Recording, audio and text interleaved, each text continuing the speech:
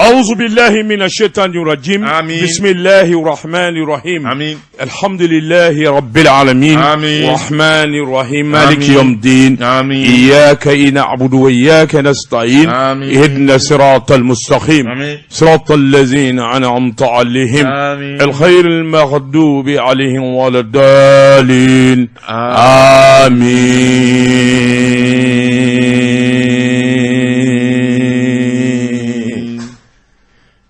Josi Sedou biye jumaye biye lahoro madonye ala batu ala nyini dobi faraka juma dunya fe kosobe kalo mi nambala Josi Sedou ka do bela jile do barka may sabula nyadara mamin kanu koso la haradala mamin kanu koso haramade jine meleke urdane ni bela jile dara mamin kanu koso arabudo atwa de ko Muhammadu wa Rasulullah sallallahu alaihi wasallam dangoroma mi na dalema madine ale ni kalo Josi Sedou ka don ambo kalo de la ala nye dongo do da Josi Sedou ka don ni ya nyanamaya ni zikiru ye ni aywa salu ye wala mashunye Josi Sedou ka don subhanahu wa ta'ala atibul langul bla sabla ala ko anga shu kasali anga soli ke kira Muhammadu ya Rasulullah ala ma fo ka le bi sali ala ma fo ka bi shun ako ale meleke minunda ale re ni ala ubi soli ke kira Muhammadu ka manchade ambo cheba de ka kenaka kolo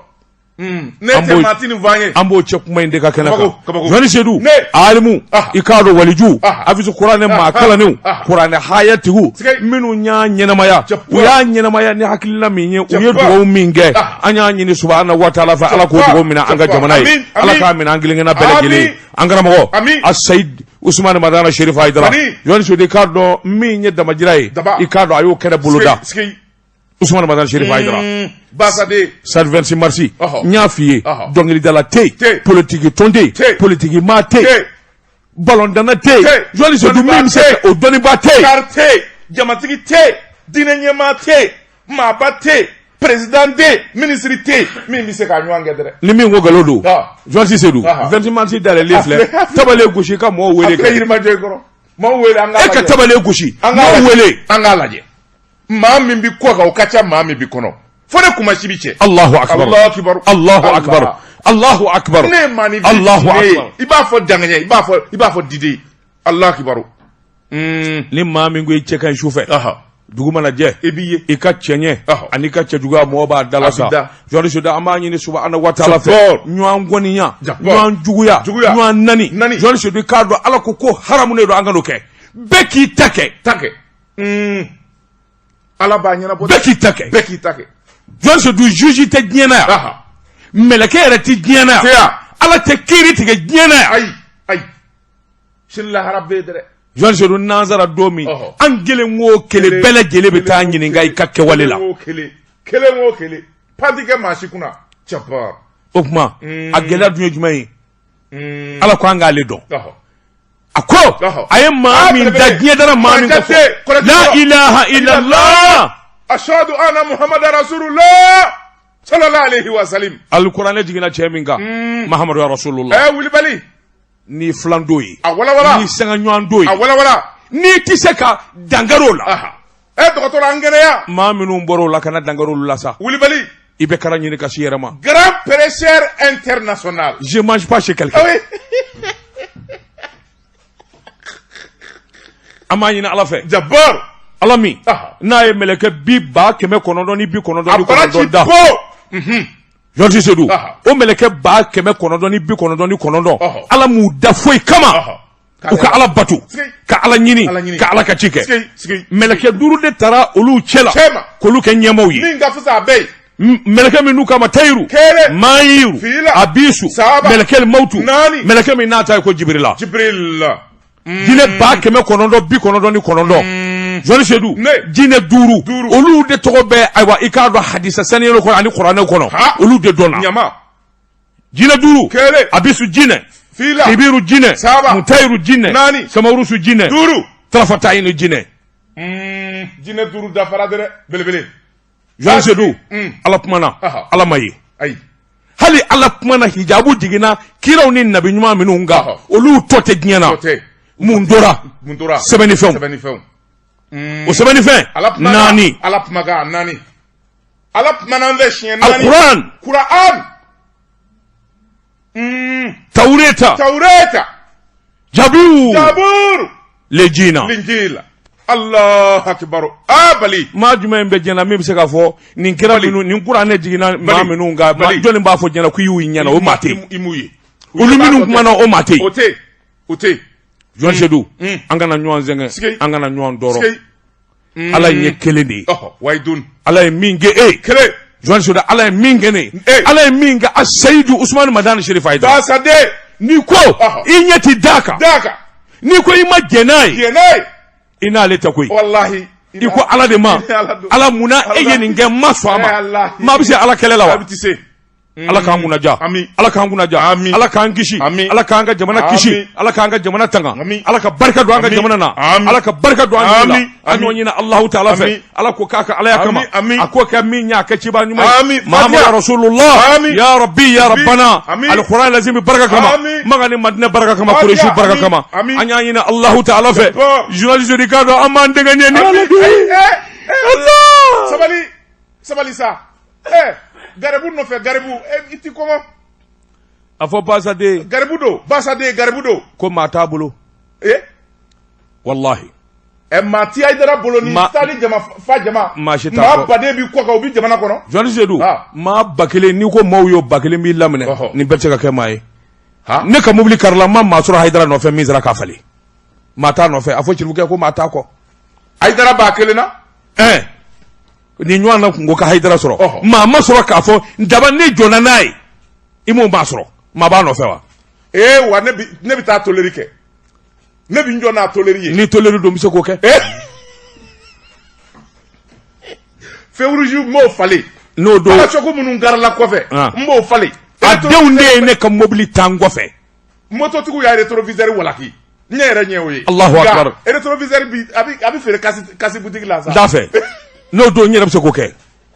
opma aidara mata no fe ma be dere ne be ngule na sanjoli amamende amena sa ma be ala ka nguna ja beka jaki bolo korota save ayanga ni ausiri ukafo Ousmane Madani Chérif Aïdara kakade o sana anyo azoro barola kaso ne segiranga kuma ka ko daba nyanyi na ala fe ala ki nyine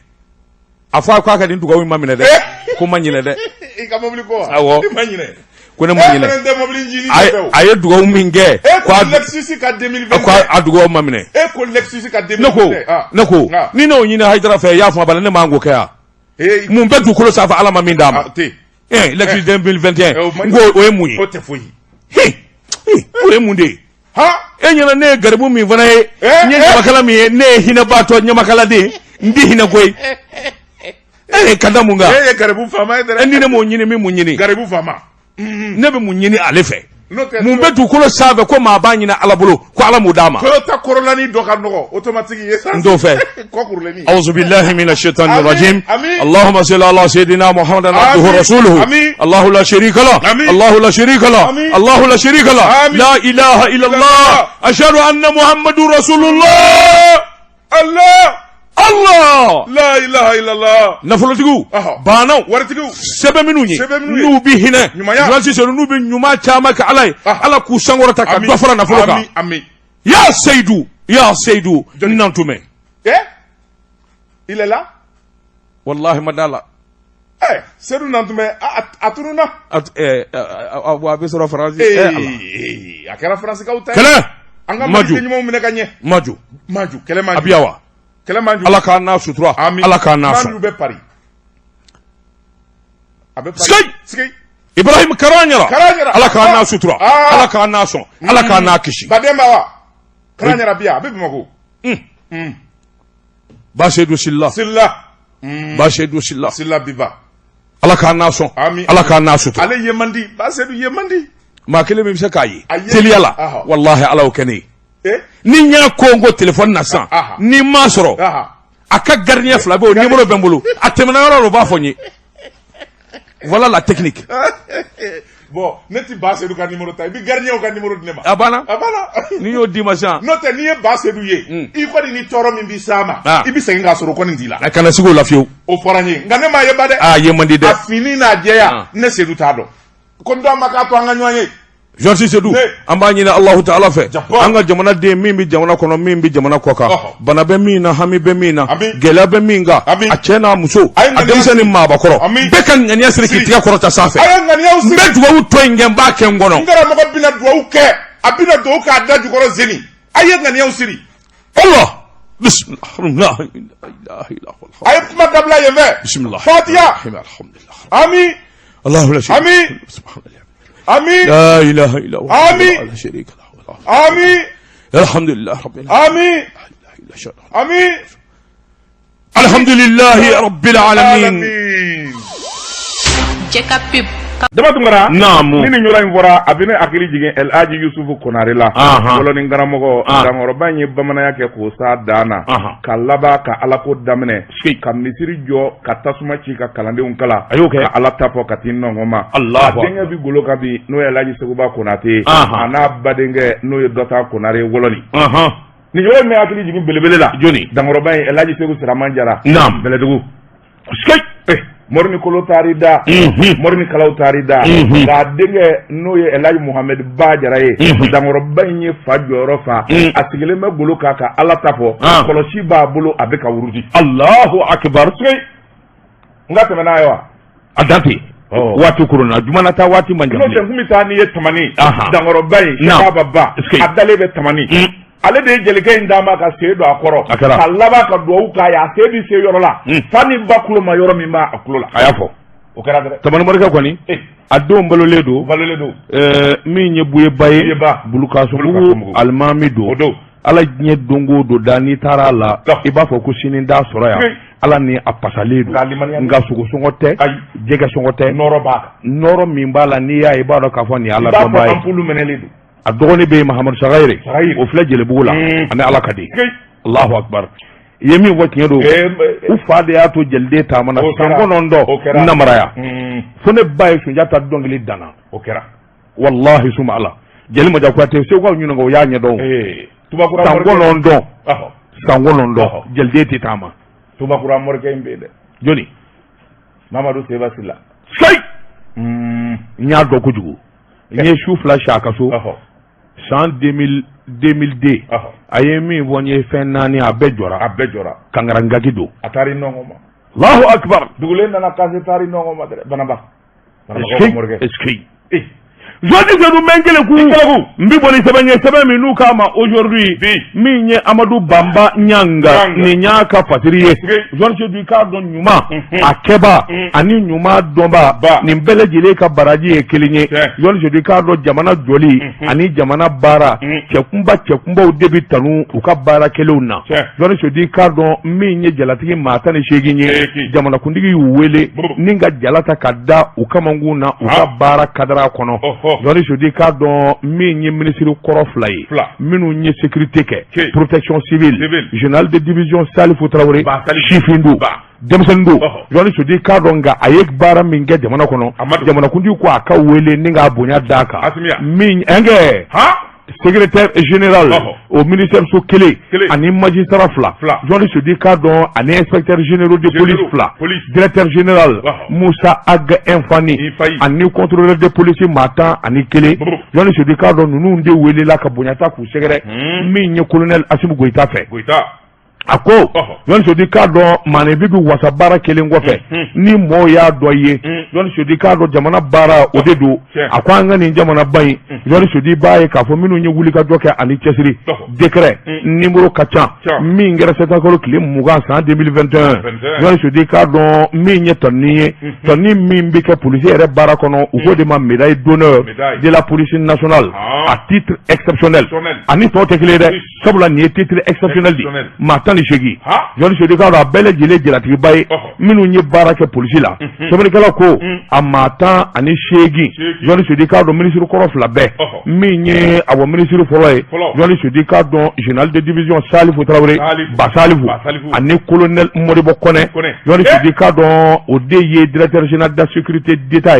service dami na yelamana ninga aywa bulukura ningo mana ko tuwala Jodi Sedou ka do anutu le do présidence la sabani kala ko min ɲini bonyaw ye jɔn se di k'a dɔn nin dissection yi magistrat fila de grade exceptionnel Umar Sogoba secrétaire général ministère de la sécurité protection civile magistrat Aser Kamate jɔn se di k'a dɔn ale ye conseiller cour constitutionnel la a ko ninnu bɛɛ lajɛlen ka cɛsiri ni wulikajɔ Assimi Goïta y'a d'u ye a ko décret min dara jɔn se di k'a dɔn a bɛ tanuni de ta k'u sɛgɛrɛ ka bonya ta k'u sɛgɛrɛ u ye wulikajɔ ni cɛsiri min kɛ jamana kɔnɔ jɔn se di k'a dɔn maa wɛrɛ bɛ inspecteur général de police min ye Musa Age Infani ale est directeur général de la police nationale a y'o kɛ jɔn se di k'a dɔn inspecteur de police Samba Keita inspecteur en chef inspection du ministère de la sécurité protection civile inspecteur général police Amadi Sumudera Amadou Sumudera voilà directeur des ressources humaines police nationale min ye contrôleur généraux de police ye Matan ani kele olu ye bonya sɔrɔ général de police Amadou S Jakite directeur du personnel des finances matériel contrôleur général de police Daba Ngoma Chambe Berté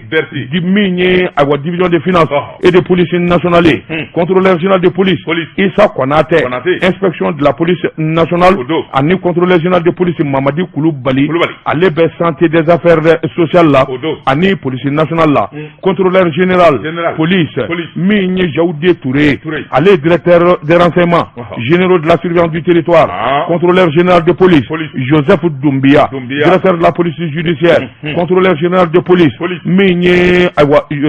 Seydou Diara directeur de la formation de police nationale contrôleur général Seydou Sori Keita ale bɛ direction de formation de la police nationale la ani contrôleur général de police Alhaji Youssoufou ale bɛ direction de la sécurité publique la police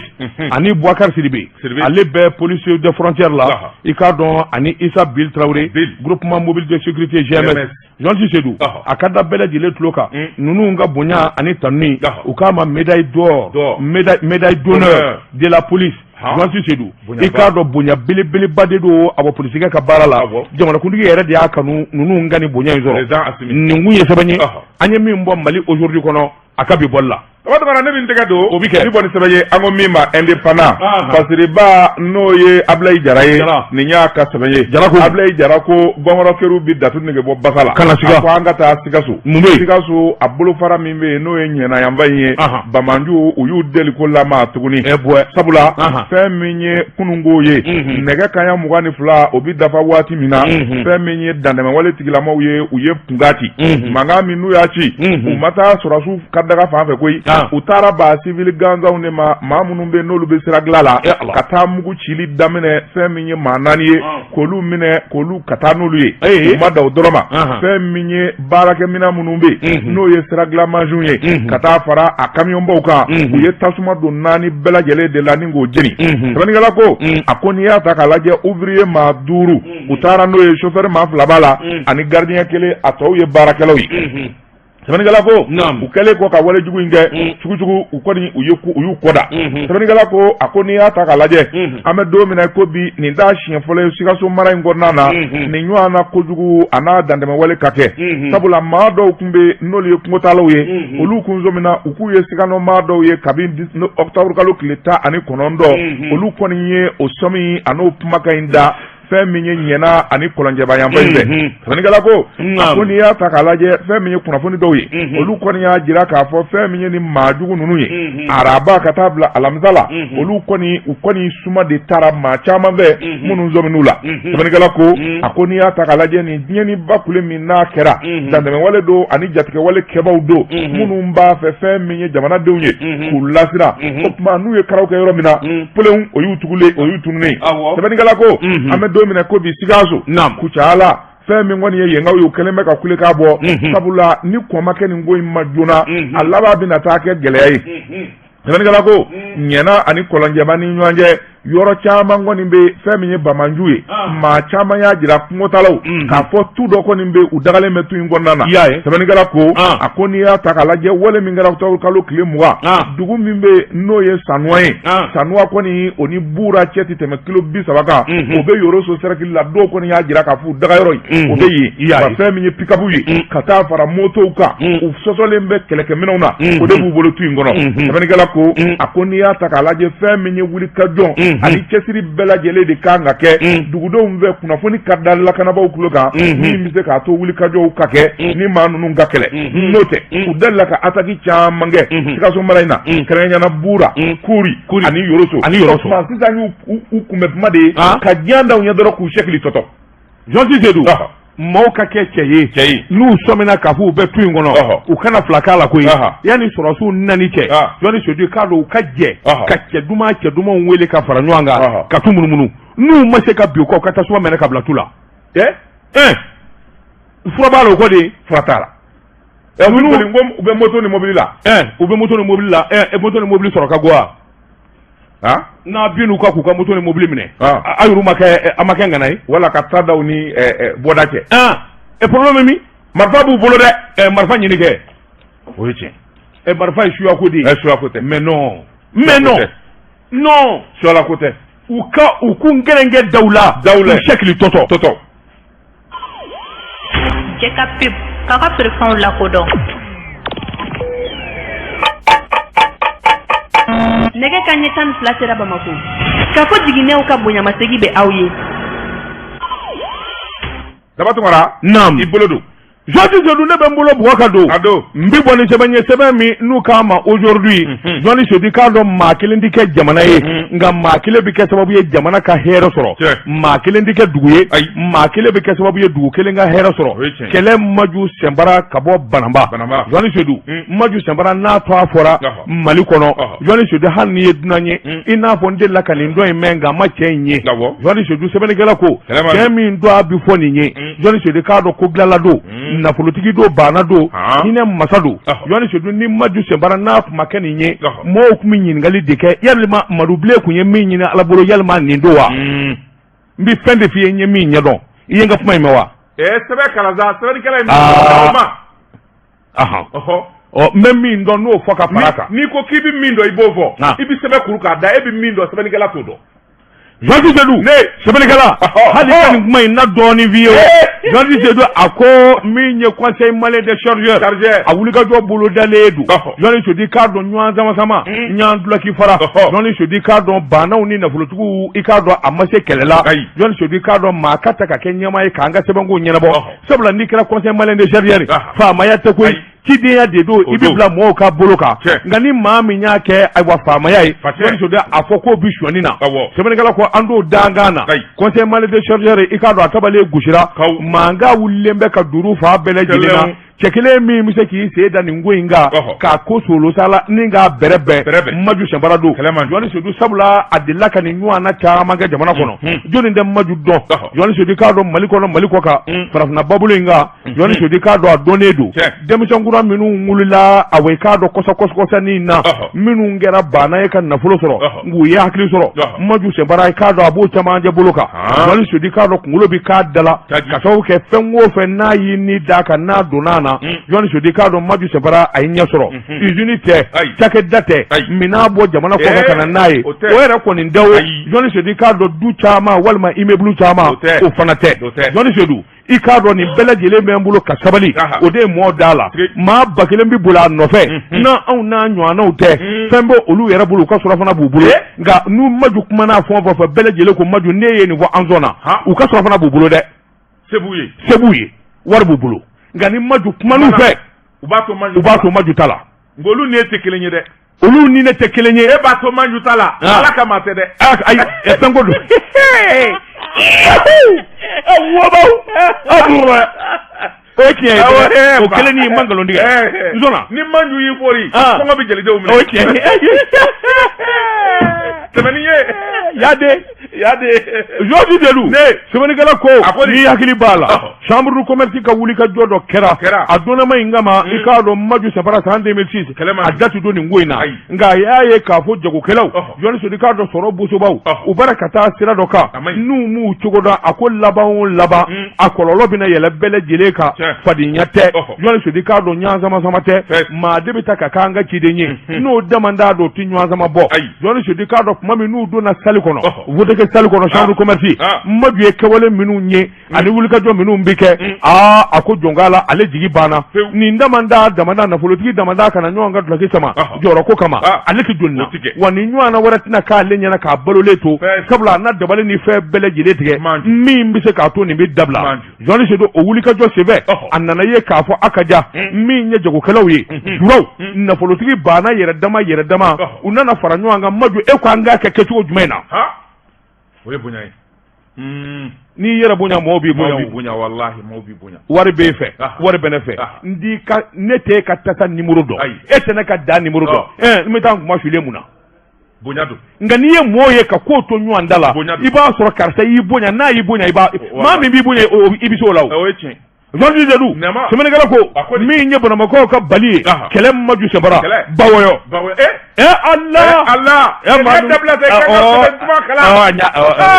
ya fam andi se de goy c'est quoi ça atara ni ne maga chien nani au toza on connaît qui ka sebe kala ça tu connais mais jamana ko de la sida tu connais ça aussi je sais ça mais dobe mo fi non jamana beka jode ame manju jore mi jamana jola o fanye ça Fatma da wulo blade Jordi Dedou semeni gala ko Allah de et nyungo eteni haside ça moi je me demande pourquoi nyungo c'est quoi si je savais Jean le parfait il est là il écoute et yechukura ale bu folona biye jumay Allah et na jaragoy andora la bi nebe mi nyini ebe mi ndo majula ma ti malila mi bo doa kela te mi bo doa Jordi Dedou nyama semeni gala ko Afrika do chambre commerce ka sigili mingela ikado bital tabane ngofe maduko magela waratina ye chambre de commerce la a horon damadu am tandiki damadu ngalimaniya ni beni kelenya ne bi no wuli ka do bolo da ka bele jele tama wasa mangani gela ka bo ani nyanje o de kera sababu ye minye Yusuf Batili bengera ka ka Yusuf Batili kata Jordi Dedou ke minya bara kolo giri ke madu sabarado semeni kala ko ma chaman dugule do ala na politiki Jordi Dedou ka do bunya ni karama debu ni nyanje ka to lu sonna sona joni so ben galo ko onana ke flana ako moma aberata minye ni ngamale Yusuf Batili ay bara foloke anga flana ndama ikado akabara to dafa mingera unyana anga laje flana na mo sona gela madwala okera no tangu hala wuli ka to mata roja angu zramede chambre de commerce mangai angu zrana de Yanzo du gelami no nu boledo sebeni kala ko conseil malin de chargeur maju sabara ko ni de gelaye ami doni mine ko bi ikado wuli ka do buloka jatemina buloka ben buloka kelenya buloka ambele jele kelenye yon se do anana wuli ka do buloda ka jatemina ke kaye ka fo lisi bafla be olubara ka nyoa sama akwata akumbo abi fara nyoanga minye ba kishimaye ani burama mungaro yon se do kado lisi kele gelaya sala mangandala ni jamana do bara do ni kelenya bara do ma anga tafa ke kelenye ambele jele ka sala kelemine na manye ka fo ni ngwembi dabo on de kama na bi dabo jugo kelo de kama ambe ka hera bala anga ci de jugandi ledu opma obi franwanga ha mabala manju baraka be manju yi ala koyi baraka dama eta don barakate mina guno do fiye bi bana makaw fana uba mene dabi Jordi Dedou madu wolo fatwa ay ko maduble e fe do de nyina ala fe ala ya bla bara dola ako maduble ni ni baraka na dafara mba sara de ma sara mbike de asara tarake madude ala sara do ala ti ko ke gwanda ni maju na ngwana ni ngombe ni bop ma ba fo sabali kikana fo wanyafo ala sara do faye bara minga ala ko nasara de madina a de taraka ale de sey nya don de I b'a dɔn n bi dɔwɛrɛ dɔn min sabali sɛbɛn kala jadu ɲama sɛbɛnnikɛla ko banamakaw ka bali Fatumata 7 a m'i da don kuma na gɛlɛya la Jɔn Sedu ko Ala m'a to a ta la min ye nin gɛlɛya in ye san dan min ye conseil malien de chargeur an bi taa ka segin la don o don kuma caman Jɔn Sedu sen kɔni awa sɛbɛnnikɛla y'a jira k'a fɔ a ko mankan kɔni di yala abada leze n'a taara yɔrɔ o yɔrɔ jamana nafolotigiw ni banaw bi tugu a nɔfɛ sabula a y'u bonya Jɔn Sedu k'a dɔn n'u ye maa min bonya o yɛrɛ bi bonya a t'a fɔ jamana in nafolotigi si ye ko an k'a kɛ tan k'o bi ban Allah a bɛ wari d'anw kɔni ma anw ye olu tɛ na ayi a t'u ka nasɔgɔba a ma jago kun d'u ma ayi nka danaya de b'u ni ɲɔgɔn cɛ ani bonya n'i ye mɔgɔ bonya Ala b'i bonya wallahi maaw yɛrɛ b'i bonya nin kun ye sɛbɛn ye an ye Ala i sɔn ka ayi sɛbɛn kuru e to sa a y'a kuru sa sabali ma kelen bɛ n b'i deli na kɔrɔ bamanankan sɛfara petit ayi nin kun ye sɛbɛn ye an ye min bɔ yɔrɔdi kɔnɔ Dɔgɔtɔrɔ ne min tɛgɛ don o bi kɛ ni sɛbɛn ye an ko min ma le soir de Bamako Masiriba n'o ye Laya Jara ye nin y'a ka sɛbɛn ye Laya Jara ko cɛw ti kelen ye Manju Sɛnbara i bɔra k'o fɔ ale bɛ k'a dilan nka Nango Danbele CMDT ɲɛma ale bɛ k'a so ci dɛ n'i ka tiɲɛ segin ma min maa ne b'i dɔn kojugu jamana in kɔnɔ a hinɛ de tun bɛ ne la jaa ti ɲuman kɛ a n'a ka bana in ɲumankɛla tɛ koyi lahawla ɲango kɔni fo k'a segin tɔtɔ de naam sɛbɛnnikɛla ko a ko fɛn min ye Mali sɛnɛkɛlaw ye u dimina fo ka taa fɔ ko a to ten kunun ko fɛn min ye sɛnɛkɛlaw dagayɔrɔ la a bɛ kamuna Mali sɛnɛkɛlaw u ka ɲɛmaw bɛɛ lajɛlen ye ɲɔgɔn sɔrɔ maa bayirika u taara ka taa kulekan bɔ kulekan bɔra maa min na i y'o dɔ de ye fɛn min ye sɛnɛkɛlaw ka minisiri ani jamanakuntigi yɛrɛ président Assimi Goïta a lɛni a ka Nango bɔ CMDT in kunna a da ka bɔ sɛnɛkɛlaw ka ko la jango kɔɔrisɛnɛw ka ko la f'a ye tiɲɛni kɛ dati nɔrɔ ko la gansan sɛbɛnnikɛla ko a ko dusukɔrɔ t'a sɔsɔrɔ cogo bila k'a b'a buranna la a ko fɛn min ye APCAM ye gɛlɛya min b'a kɔnɔ a ɲɛma n'o ye Sanusi Buya Sila ye ani sɛnɛkɛlaw ka ɲɛma kɔɔri sɛnɛnaw u farala ɲɔgɔn kan ni ŋaniya jira kɛ sabula fɛn min ye kɔɔri sɛnɛnaw yɛrɛ dama kɛlɛ min donnen b'u ni ɲɔgɔn cɛ n'a kɛlen bɛ sababu ye ka farafarali ani ɲɔgɔn gɛlɛ ka o bila u ni ɲɔgɔn cɛ sɛbɛnnikɛla ko fɛn min ye nin ko in ye a juguya b'a maa min b'a jukɔrɔ k'a suruku ka farafara ni tiɲɛni kɛ a ko maa fila tɛ fɛn min ye CMDT ɲɛma Nango Danbele ale de b'a ju la a bɛna ta sɛbɛnnikɛlaw ko fɛn min ye kɔɔrisɛnɛnaw ye u tun tɛ nin dɔn koyi sabula kɔɔrisɛnɛnaw ka tɔ k'a daminɛ Bakari Togola la fo ka se bi ma kɛlɛ tile kelen ma bɔ a la k'a fɔ polisi den kelen o bi taa jɔ da la nka fɛn min ye kɔɔrisɛnɛnaw ka tɔ ye a kɛra polisiw jabala ye gazi bi ci cogo min a bi ci ten fɛn min ye nɛniw ye sɛnɛkɛ dabaw sariw kɔɔrimugu ɲɔkisɛ tigakisɛ a bi yɛrɛ siraba ka fa bɛɛ lajɛlen fɛ sɛnɛkɛlaw kɔni fɛn min ye polisiw ni lakanabaaw ye u bi don u tula don o don ni k'u yɛri dɔ wɛrɛ tɛ n bɛ min f'i ye sɛnɛkɛla ka dimi k'a ka tiga walima maɲɔ walima kɔɔri k'a sari cɛw cɛ sen donna na ni ma sabali bi fasa wa u y'o yɛrɛ Nango de ɲɛ a ma ɲi dɛ u y'o de kɛ Nango ye o ma ɲi dɛ u nana n'u ka daba ye a n'u ka kɔɔrimugu n'u ka tigakisɛ ani kabakisɛ k'a yɛri Nango ɲɛ Nango a sɛ yɛlɛla sɛgɛsɛ kelen kan a bɛ mobili kɔnɔ Nango bɛ mobili kɔnɔ a bɛ mobili kɔnɔ a se bi da o kan cogo di Jɔn Sedu o ma ɲi dɛ o kɔrɔ k'a ɲɛdɔn sɛnɛkɛla ka dimi k'a bolo fa a ka ɲɔkisɛ la walima tigakisɛ a wɔsi k'o sari i ka mobili yɛlɛla kan o i yɛrɛ sen yɛlɛla kan n t'a fɛ ka tɛrɛjuguya fɔ nka i b'a ye o n'o don Nango bi taxi ta désormais mobili hali ni mobili yɛlɛla kan a bɔnnen duguma ni ɲɛkisɛ balawu n'a donna taxi kɔnɔ dun a ma ban barakati kelen de b'a la n'o tɛ Nango ka ko b'a la koyi o f'an ye o fɔ ka taa yafa deli sɛnɛkɛlaw fɛ awɔ a tɛ se ka taa u b'a kɛ u b'a kundi u b'a Ala farala ka kita o sanya na a taara kita i y'a dɔn banabaatɔ o t'o ye ko a ma bɛn a kɛnɛ a bolila a ye boli kɛ a ye musokɔrɔba in ta ɲɔgɔnna kɛ tuma dɔn o jɔnni Madame Konte kɛ Madame Konte ka kɛnɛ ta t'as vu ton problème Madame Konte ŋun ma n kɔrɔmuso don c'est ma grand-sœur il retire merci nango ngi mango akaite nam sabani ngala ko nango akon nango dambele ko koni atwa mandibi jamana kundigi noye president Assimi Goïta na ma fere nyini fe minye nango dambele la ako fe minye Sénégal yo sebe ko dimine be sabani ngala ko Sénégal kato politiki te yere na fa nyini nde wala ka fe do sama ka gore yere la o te nango godi ye Sénégal ko do nyama ku clan ko do Sénégal no nyande o clan ka so ko lu suka bla nyana Sénégal ko dongo do ni do de bi nyana akoni ya taka laje kelaw tamana kabo abe kamuna kana fe minye confédération dala o muwo ministry mimbe Sénégal kuna katama kato dala upma fe katama ku bi yele kuluba nyama lula sabali voilà upita fo Afrika bureau dala yonti Zedou il y a un problème au Mali ne ba fura di mabi les chambres de commerce en tout cas toutes les organisations fêtières ni élection kerala Joachim Sebi ikado ambini ka santan samugambo élection kewoke c'est le même problème mangabi nzona maso namara kera namara make tribunal ningaina bi sini ni décision élément ningaina pour éviter tout ça la solution elle est très simple on n'est pas en de Choubaye ou en de Dinawareo. Quelle solution? Elle est très simple donc c'est du wallahi suma ala nyengale alala ni président ni élection font que la chambre de commerce wo et fait wo kirikara président ga wolé liké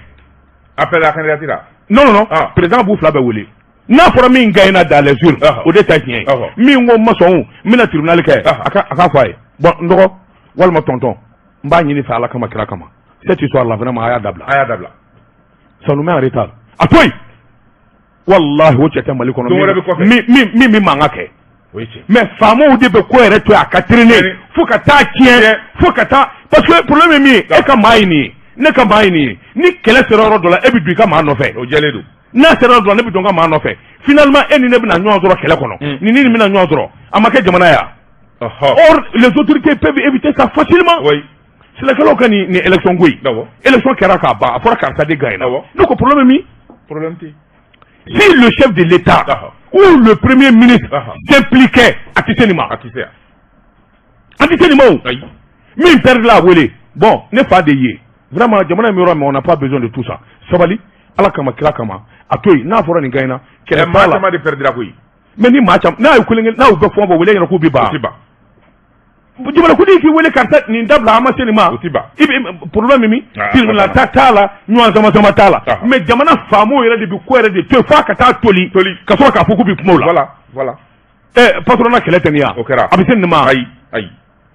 Est-ce qu'à kanga senima? Mais il faut que les responsables s'impliquent. Mais c'est tout. Un point intérêt à la ligne. Si Assimi Goïta ne peut pas s'assumer, il va mandater, je m'assume.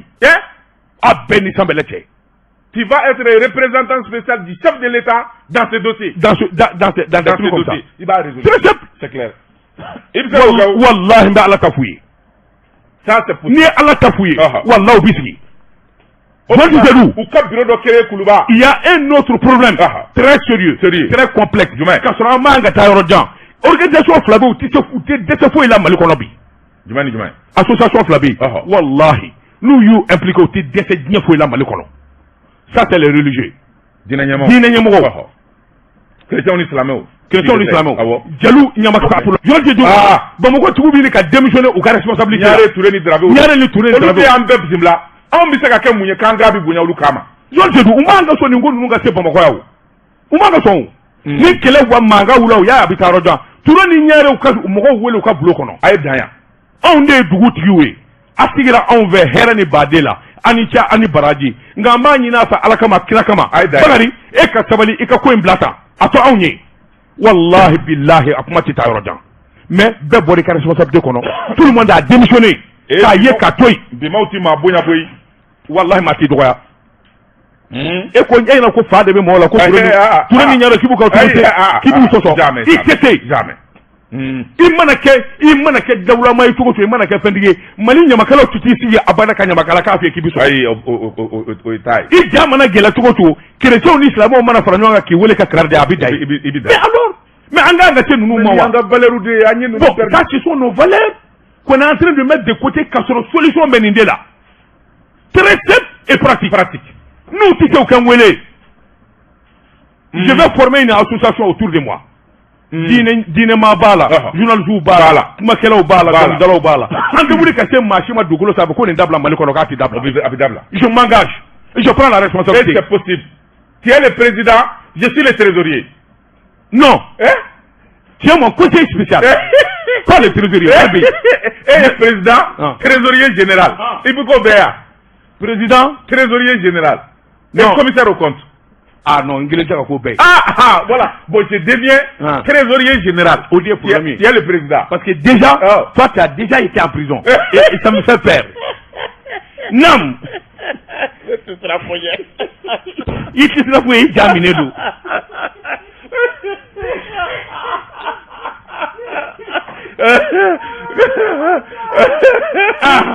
Sénégalais ko akuru tɛ da a ko n'i y'a ta k'a lajɛ sɛnɛkɛlaw ka bɛn hali fɛn min ye angɛrɛ diliko ye a sugu bulon fɛn min ye sɛnɛkɛlaw ye u mago bɛ hakɛ min na o t'i sɔrɔ nanko de y'a bɛɛ lajɛlen ɲami ɲina ka samiya bɛɛ tiɲɛ de 16 fournisseurs nanko est monté à 46 fournisseurs. a ma ɲɛ a bolo il a échoué. Mais non, mais c'est à dire que bon anw mana kuma ka tɛmɛ parce que a taara di maakura minnu ma olu jati fariya yɛrɛ u ka nafolo ka se 100,000 ma wala ka se million ma k'a juru don sɛnɛkɛlaw la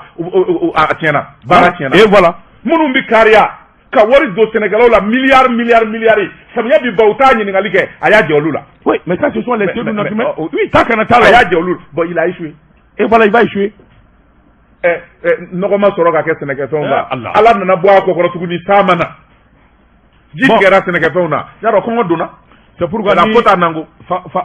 Bon, Nango ka faute do dɛ, mais Fama ka faute b'a la dɛ. I kana faire don n'a ɲɛfɔli ye joona, i b'a sɛgɛsɛgɛ et tu prends des mesures. Mais c'est tout. Cɛ, min ye cɛ ye o ye Tezara premier, Nango min fɔlɔ.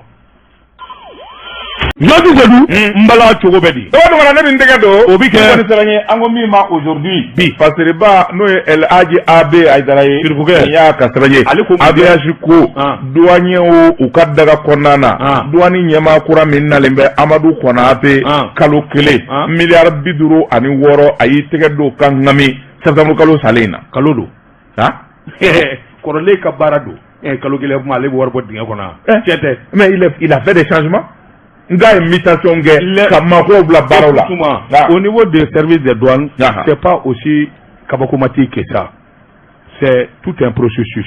Fɛn minnu labɛnna kalo kelen kalo fila ka na au résultat de bɛ bin. C'est pas de lui. Kɔrɔlen ka baara don. Sɛbɛnnikɛla m'o fɔ dɛ.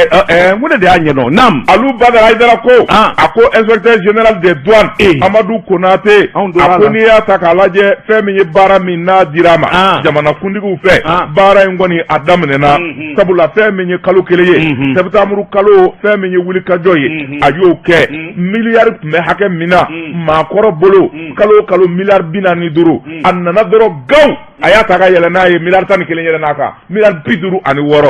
Sɛbɛnnikɛla ko a ko n'i y'a ta k'a lajɛ fɛn min ye miliyari 56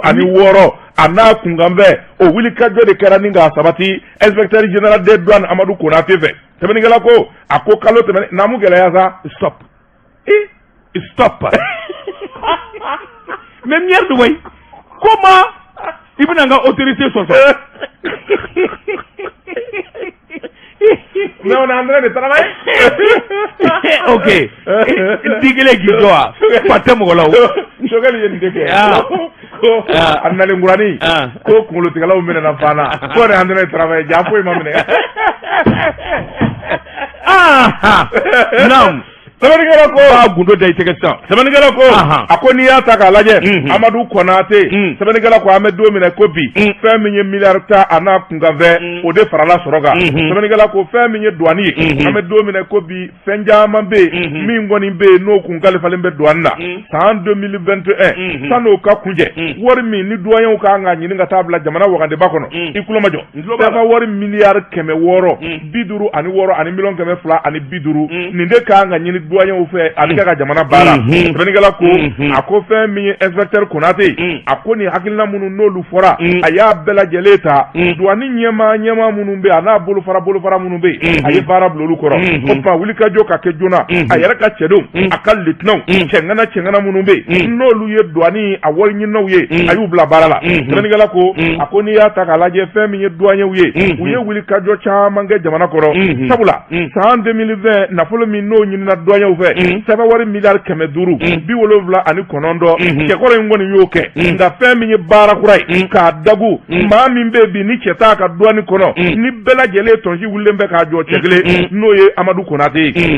sɛbɛnnikɛla ko a ko fɛn min ye kɔlɔnjɛbagaw ka Amadu Konate a ko nin bɛɛ lajɛlen sabatira nka hali n'a y'a sɔrɔ gɛlɛya minnu bɛ n'o ye coronavirus ye o gɛlɛya bɛɛ jamana nana laban taji gɛlɛyara kɔfɛ o tuma fɛn min ye pétrole tabaw ye ani taji donibaw ka don jamana kɔnɔ fɛn min ye subvention ye bi nana kɛ sɔrɔmɔɲɔ na douane yɛrɛ bi min sɔrɔ dɔ nana b'o la ngo n'a tabɛ Amadu Konate ala ni baara ɲɛdɔn ala ni cɛsiri ni jija nafolo min n'o kan ka ɲini kalo o kalo a ye miliyari 11 yɛlɛ a kan sɛbɛnnikɛla ko a ka fɛn min ye kalo kulisi min daminɛ i ku kɔrɔta o laban kɔni o ye hɛrɛ de ye don o don n'a bi ja a bi dɔ kaba fitiri ni jɛ kura min nalen filɛ Amadu Konate kɔlɔnjɛbagaw ka Amadu douane gundo tigi ko nin kɔni nin bɛ jamana kuntigi n'o ye président Assimi Goïta ye nin b'a kunna wolo RPM Amadou ko Kɔlɔnjɛba Amadou RPM Amadou il est de politiquement c'est politicien wade m'o fana ye donna ne tɛna ka ko dugu jɛ ye de miliyari 11 fo n'o kɛra a yɛrɛ ka wari maralen n'a y'o fara a kan fɔlɔ n'o tɛ kɔrɔlen ka baara don an bɛ baara la ça c'est l'œuvre de l'ancien directeur. Oui, mais quoi qu'il en soit, en 2 semaines, changement ni fond guerre kata ko yelema ancien directeur prise de fonction ni fond apma Guinée Moria doa. Ancien directeur actuel directeur futur directeur la Mali trésor là. Ah bon? Kalash Amadou Konate wari marale ko min ye wari gundo tigi namu gɛlɛ sa tu me fâches Amadou Konate ale bi wari wurudi de wari wuruwane de b'a bolo wari bi surundu trésor kɔnɔ cogo min a bi surundu sɛgɛ banna ha Allah kunnafoni filɛ nin ye an ye min zalo ka bɔ aujourd'hui kɔnɔ Abe Aïdara ale de y'a fasiri i bolo don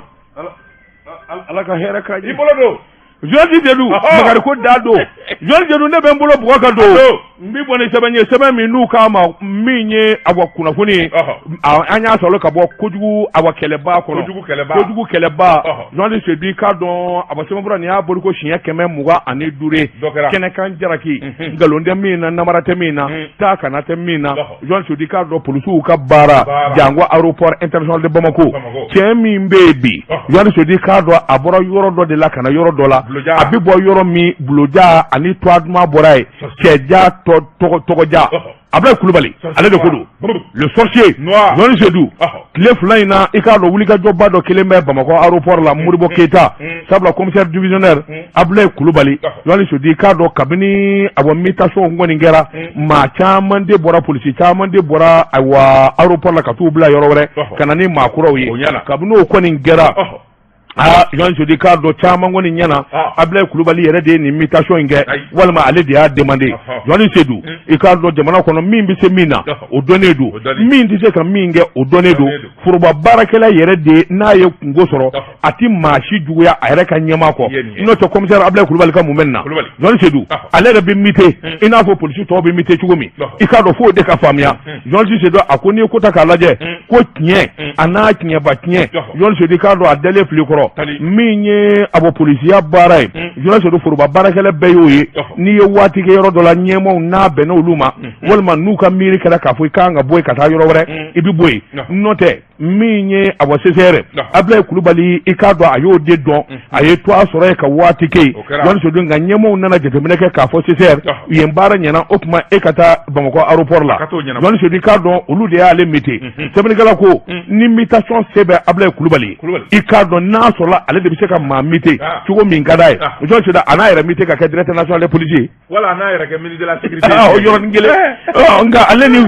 mutation kɔni cadre kɔnɔ Jɔnji Jɛdu k'a dɔn o se t'a ye sɛbɛnnikɛla ko faamaw de ka ko ɲininen don i k'a dɔn wulikajɔ bolo kan jateminɛ bolo kan ɲɛmɔgɔw mana tigɛ danga la o bi kɛ u b'a kɛ ka da kun min kɔ olu yɛrɛ de b'o dɔn Jean Sedi k'a dɔn ayiwa min ye nin mutation min kɛra polisi dɔw mitera Jean Sedi tiɲɛ na u b'u ka baara dɔn u mɛnna aéroport la u b'a ɲɛ dɔn nka ni faamaw ko i ka bɔ i nɔ na i ka taa yɔrɔ wɛrɛ i bi bɔ i ka taa yɔrɔ wɛrɛ Jean Sedi k'a dɔn o tɛ commissaire nɔ ye i k'a dɔn ayiwa o tɛ i baarakɛɲɔgɔn wɛrɛ nɔ ye kuma tiɲɛ ye nin de o kuma min ye wulikajɔ ni jateminɛw ye Jean Sedi f'a ka faamuya a se tɛ Ablaye Kulubali ka maa mite Jean Sedi ni baarakɛyɔrɔ kɔnɔna don k'i bɔ nin jɔyɔrɔ in na ka t'i bila nin jɔyɔrɔ in na a bɛ se k'o kɛ nka i ka bɔ min ye a tɔgɔ di aéroport yɛrɛ i ka bɔ yen ka taa yɔrɔ wɛrɛ o se t'a ye janko maa kɛmɛ ni kɔ ale bɛ se k'o kɛ cogo di u ka fara la a bɛ se k'o kɛ cogo di non pas du tout c'est mon grand frère ouais Ablaye c'est son grand frère oui c'est Kati mais c'est un beau il est beau ka so tɛ nin ye Kati ta ni fɛnkɛ den tɛ wa an bɛ kogo ta ka taa mandarini kari u ka so ka tɛmɛ an kɔrɔkɛ don aw kɔrɔkɛ don n dɔgɔnin don c'est mon petit frère sɛbɛnnikɛla ko an bɛ joli minɛ i ko bi Jean Sedi k'a dɔn wulikajɔ bolo kan jateminɛ bolo kan Mali faama kuraw i k'a dɔn cakɛda tɛ yen u ma yɛlɛma don yɔrɔ minnu na i k'a dɔn Ablaye Kulubali ayiwa se t'a ye ka polisi bɔ aéroport la ka taa yɔrɔ wɛrɛ se min b'a ye n'i bɛ baara kɛ aéroport la Jean Sedi k'a dɔn n'i bɛ nin da in na a bɛ se k'a fɔ i ka t'i jɔ nin da in na walima i ka taa yen fɛ a bɛ se k'o kɛ nka k'a fɔ i ka mite ka bɔ yen o se t'a ye aéroport bila o se t'ale n'o se b'a ye Jean Sedi k'a dɔn san b'a sɔrɔ a yɛrɛ y'i yɛrɛ mite ka kɛ ayiwa min ye directeur national de la police walima ministre yɛrɛ kuma ko fili kɔrɔ de ye dɛ ala k'a kɛ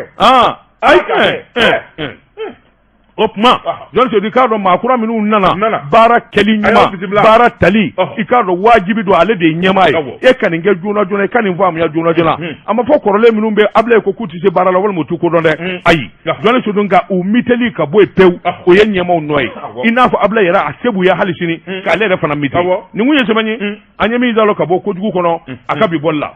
dama tuma ne bɛ n tɛgɛ don min fɔ ni sɛbɛn ye an ko min ma le soir de Bamako Fasiriba n'o ye Demba Kɔnde ye nin y'a ka sɛbɛn ye Demba Kɔnde ko n'i ye Bakɔrɔni Bonbonsi balanen ndɔmɔlɔmɔni na a nege nɔfɛtɔ ko don nka negejugu min n'o dinnen bɛ Bamako kojugukɛlaw kan nege in a na sama ka b'u la sabula commune 4nan procureur n'o ye procureur Ture ye a wulila k'i jɔ ale tɛ wuli ɲuman na dɛ a tɛ wuli ɲuman mun kɛra sɛbɛnnikɛla ko a ko procureur wulilen bɛ min na nin ye kumajugu de ye halal lakali man di Bamako de falen bɛ nin na tewu i b'a ye kabi a bɛ dogo la f'u kɛlen bɛ k'a da kɛnɛ kan muso ni muso ka jɛ lesbienne maa sigeti kudubu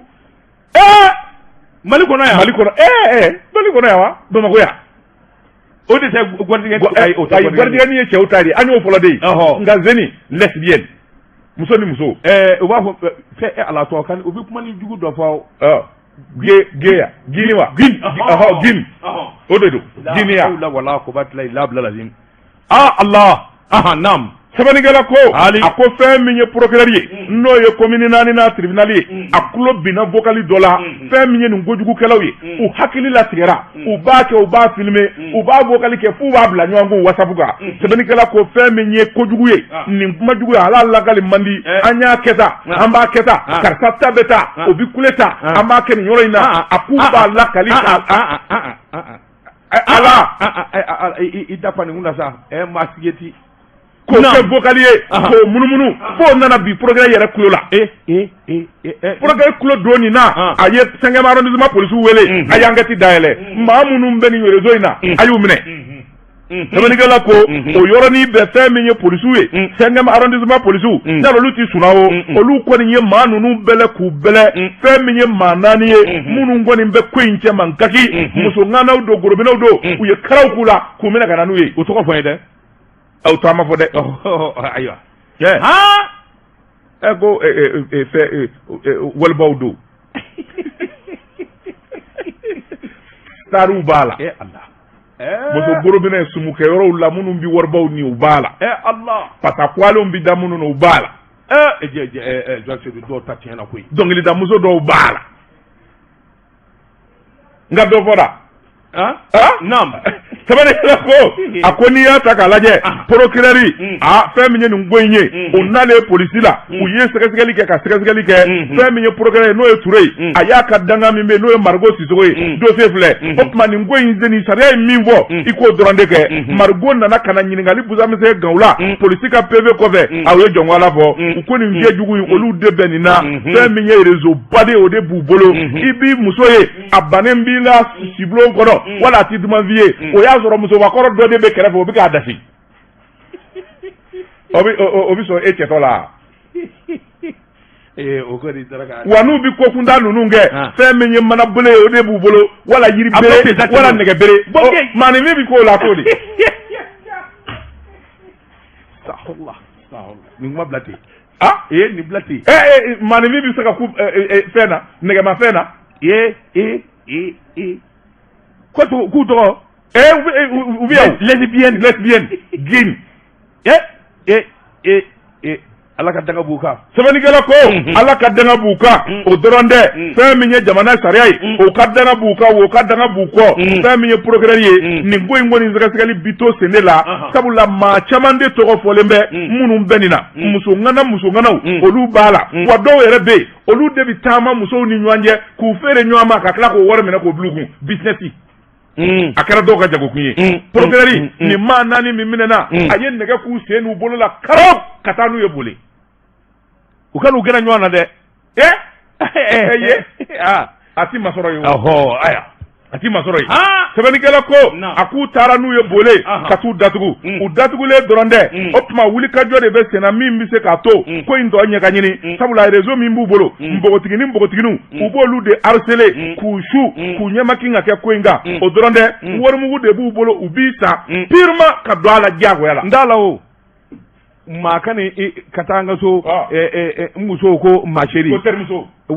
ayi terimuso tɛ baasi nka k'a fɔ muso ma maseri ne k'a fɔ n seri e seri bɔ n ka so wa i y'a ye bɔ n ka so nin dɔrɔn de don n t'a la o n'i y'u y'i muso nɔfɛ wali denmuso nɔfɛ terimuso ka ca u bɛ taa u bɛ na u gɛn kakalaw don seeri wala jɔn tɛ k'a dɔn tuma na taa waati sera bi an b'a bila yan jɔn tɛ k'a dɔn nin boisson kura in a ɲininkali kɛ u k'a ma ko climat X jɔn tɛ petit cola min ye Espagne kaw olu de y'a dilan i y'a dɔn climat X petit cola a bɛ garabu di maa ma a bɛ diɲɛ alimentation bɛɛ la ɲininkali kɛ jɔn tɛ k'a dɔn hali kɔrɔbɔrɔbutigiw la a k'a ka sɔrɔ ye a sumalen fara kalama kan climat X jɔn tɛ k'a dɔn petit cola i y'a dɔn petit cola tun b'an fɛ yan nka min ye tubabu ye olu donna dilanli la 0% sucre 0% alcool 0% alcool climat X n'i y'a bouteille kelen de ye bolo a di yan écoute merci jɔn tɛ k'a dɔn ayiwa waati dafara min ye Cheikh Modibo Kane Jalo min ye Cheikh Seku Jalo denkɛ i k'a dɔn inshallah octobre kalo tile 24 k'a dugu jɛ tile 25 la a kelen bɛ ka wajilu basigi mawludu kutumu kɔnɔ jɔn tɛ k'a dɔn kuranɛ kala zikiri ani duwawuba o bɛ taa kɛ k'a kun cɛ a bɛ kɛ Titibugu la dɛmɛ dilan usine i k'a dɔn o yɔrɔ kelen la kunnafoni o kunnafoni n'i b'a fɛ k'a sɔrɔ Cheikh Modibo Kane Jalo a ka ayiwa nin mawludu la i bɛ téléphone ci 70 17 33 33 70 17 33 33 ala ka bato minɛ amina mawludu denguni hukumu kɔnɔna na fɛn min ye Majid Al Hussein Fanamba o misiri alimami ani comité d'organisation kuli alislamu bɛɛ lajɛlen wele u kana mawludu denguni kɛnɛba o bɛ sigi ntɛnɛndo n'o ye kalo in tile 25 ye a bɛ kɛ Ɲamakɔrɔ Banamba a bɛ kɛ misiri yɛrɛ kɔnɔna na n'o ye mosquée Majid Al Hussein ye o tuma fɛn min ye taali ye kari 2 o bilalen bɛ maa ma b'a fɛ ka taa o tuma fɛn min ye kari ye o bi sɔrɔ ala ma hinɛna Mulay Elmedi Aidara ale ka soda la Korofina fɛn min ye Makaja terrain o kɛrɛfɛla na o tuma taali n'o ye transport ye aller retour silamɛya don o darasi 400 dɔrɔn o tuma taali ye dimanche ye kalo tile 24 o dugusɛjɛ 7 heures seginniw bi kɛ n'o tɛmɛna ka bɔ yen mawuludu kɛnɛba o fɛnɛ bɛna sigi feu Basamba Jakite i n'a fɔ laadala a bɛ kɛ cogoya min na fɛn min ye baptême ye o bilalen don octobre kalo tile 24 na 21h waati Jelibugu 6e carré la a bɛ kɛ famille ba in da la n'o ye Merikɔrɔ Jelibugu Merikɔrɔ a bɛ kɛ o da la fɛn min ye a kolabima ye Mohamed Traoré ka taa fara fɛn min ye carré denmisɛnw kan wajulikɛla caman welelen don kɛnɛ kan inshallah n'o tɛmɛna ka bɔ yen nin ye kalanso ye min kɔni n'a dayɛlɛlen bɛ n'o ye diinɛ kalan ye Institut Islamique Misra centre de formation professionnelle de l'Institut n'o ye CFPI ye école minnu bɛ fɛn min ye préscolaire ye kuranɛ kalanni ani diinɛ dɔnni primaire ani enseignement système bilingue lycée fana bɛ yen formation professionnelle don o don u bɛ tɔgɔ sɛbɛn kɛ k'a daminɛ ntɛnɛn ka taa bila sibiri la 8h fo ka taa se 13h ma u ka téléphone numéro ye 20 21 32 27 foli ani tani ko docteur Nuhum Wan cardiologue stade 26 mars kɛrɛfɛ ko e ni ne ka jamu k'a tɛ tɛmɛ a kan. Il est quoi? Docteur cardiologue. An ka foli b'a ye. Docteur Nuhum Wan. Ayiwa an ka foli b'a ye. Yirimajɔ stade 26 mars kɛrɛfɛ an bɛ foli d'a ma.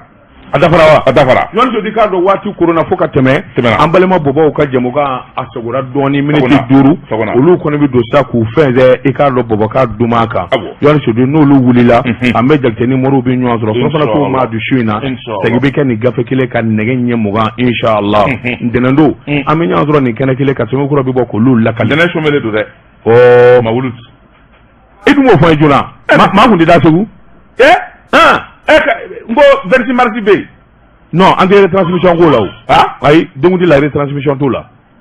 Bon fɔlɔ in diyara ne kunfɛ dɛ. Nafasa tɛ sɔ bɔra dɔn. Ne ko juma o juma an n'an kun bɛ taa 26 mars la a ka fisa koyi. Awɔ nka ko min ye baara ye i k'a dɔn ale ni tɔw bɛɛ lajɛlen bɛ kɛ 26 mars la ka retransmission in kɛ inshallah an balima bɔbɔw olu donna ka bɔ kɔrɔtɔlen don i k'a dɔn min y'u ka jɛmɔgɔ ye k'a bolo da nɛgɛw kɛrɛfɛ bɔbɔw nɛgɛw kɛrɛfɛ Gibson ale de tun bɛ suya bɔbɔw ko an ka tɛmɛ n'a ye k'an ka tɛmɛ n'a ye tɔtanw yɛrɛ la o dɔ kɛra sa o don ko Mawuludu kule hali bi a tɔ bɛ nɔfɛ ni maa ma sɔrɔ Ayidara kɔ Allah maa tɛ yen sa. I ka chip ma mɛn a mɛnna bi de. Je te donne une semaine i bɛ résultat mɛn. Une semaine. Merci. Voilà. Gibson contrôle ale tun bɛ suya kɔlɛ la journaliste Seydou Daba Tunkara. Wa salam.